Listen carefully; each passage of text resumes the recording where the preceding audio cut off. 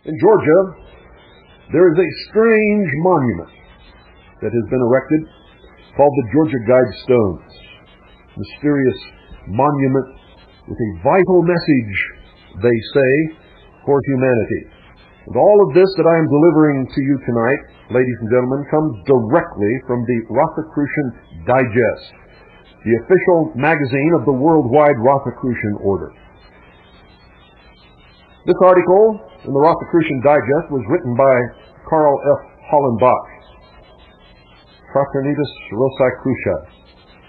On a hill in rural Georgia stand 5 large upright granite blocks aligned like Stonehenge with the sun and the moon. Reaching over 19 feet in height, a center slab and 4 corner slabs support a capstone weighing 12 tons. 4-inch high letters sandblasted on each side of the 4 corner slabs spell out the same message in 8 languages: English, Spanish, Russian, Chinese, Arabic, Hebrew, Swahili, and Hindi. The message on these Georgia Guidestones espouses the conservation of humanity and future generations. The guides are as follows, and this is exactly what it says on the stones. And I quote, "Maintain humanity under 500 million in perpetual balance with nature. Guide reproduction wisely, improving fitness and diversity. Unite humanity with a living new language. Rule passion, faith, tradition, and all things with tempered reason. Protect people and nations with fair laws and just courts. Let all nations rule internally, resolving external disputes in a world court. Avoid petty laws and useless officials. Balance personal rights with social duties. Prize truth, beauty, love, seeking harmony with the infinite. Be not a cancer on the earth. Leave room for nature. Leave room for nature," end quote. And folks, I did not repeat that. That's exactly the way it is on the Guidestone. Around the sides of the capstone, a different message is written in 4 dead languages: Classical Greek, Sanskrit, Babylonian cuneiform, and Egyptian hieroglyphics. The messages beseech, quote, "Let these be a guidestone to an age of reason," end quote. The mystery that shrouds the Guidestones began in June 1979 when a well-dressed and articulate man walked into the office of Joe H. Findley, Sr., president of Elberton Granite Finishing Company. He wanted to know the cost of building a large monument to the conservation of humanity. He identified himself as Mr. Christian and told Findley that he represented a small group of Americans who wished to remain anonymous forever.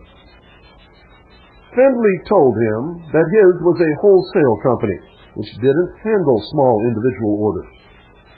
Christian persisted, telling Findley what he wanted. A monument of the size Christian described had never been attempted in Elberton, although the town, sitting atop a huge granite deposit, is the granite capital of the world.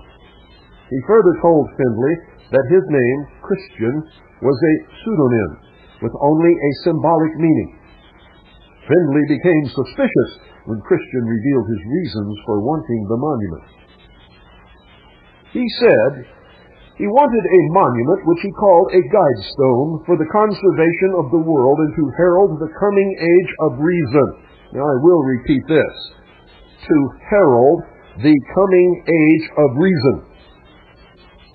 The group, he said, had spent the past 20 years pondering humanity's fate and considered the monument as a project going to the very heart of current and future civilization. Should there be a Holocaust on the civilized world, the group wished the Guidestones to be one of the most enduring things to help humanity start anew. Christian inquired where Findley banked. Skeptical, Findley referred him to his friend and president of the Granite City Bank, Wyatt C. Martin.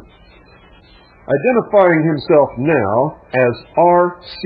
Christian, he selected Martin to be the intermediary for the project and the only person knowing his true identity. He told Martin that the sponsors had planned the monument for years and that the 10 guides were carefully worded as a moralistic appeal to all peoples regardless of nationality, religion, or politics. He wanted the monument erected in a remote area away from the main tourist centers. Because the availability of excellent granite, he chose Georgia. It was at the zenith of this transformative undercurrent that in 1926, an anonymous volume, issued in a luxury edition of 300 copies only by a small Paris publishing firm known mostly for artistic reprints, rocked the Parisian occult underworld. Its title, The Mystery of the Cathedrals. The author, Fulcanelli. He claimed that the great secret of alchemy, the queen of Western occult science, was plainly displayed on the walls of Paris's own cathedral, Notre Dame de Paris. The earliest known incident where his name was ever mentioned was in 1926 when publisher Jean Schmidt received a visit from a small man dressed as a pre-war bohemian with a long asterisk, that big Gaul-style mustache. The man wanted to talk about Gothic architecture, the green argot of its sculptural symbols, and how slang was a kind of punning code, which he called the language of the birds. A few weeks later, Mr. Schmidt introduced to him again as Jean, or Jean in the French, Julien Champagne, the illustrator of a proposed book by a mysterious alchemist called simply Fulcanelli. Mr. Schmidt thought that all three, the visitor, the author, and the illustrator, were the same man, and perhaps they were. And this is the most credible Fulcanelli sighting. Beyond this, he exists as words on a page, and in some occult circles as a mythic, alchemical, immortal with the status or identity of a Saint Germain. There were two things that everyone agreed upon concerning Fulcanelli. One, he was definitely a mind to be reckoned with, and two, he was a true enigma. 1 year after completion of the project, the final correspondence arrived in Elberton from R.C. Christian and the group responsible for the Guidestones. It concludes with, quote, "The first step will be to convince a doubting world that such a society is now possible. We must order our home here on earth before we can reach for the stars," end quote. The pseudonym R.C. Christian suggests a reference to the Fama Fraternitas, to the will and meaning of Father Christian Rosenkreutz, or to Christian Rosenkreutz. The mystery, however, of who is behind the building of the Georgia Guidestones is intended to be a secret forever. Good luck. We know that it was the Fraternitas Rosicruciae who erected this thing. And it was not an accident, ladies and gentlemen, that it was that it was built, ladies and gentlemen, on the farm of Wayne Mullenix, who was also a member of the Fraternitas Rosicruciae.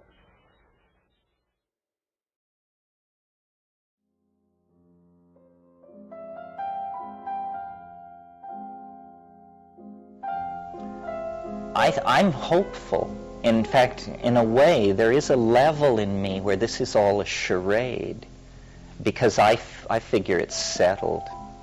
It's settled. And I don't know why we have to go through this period where we worry about it and struggle and tear our hair, because I really, at a very profound level, think we are now so close to this huge attractor into novelty.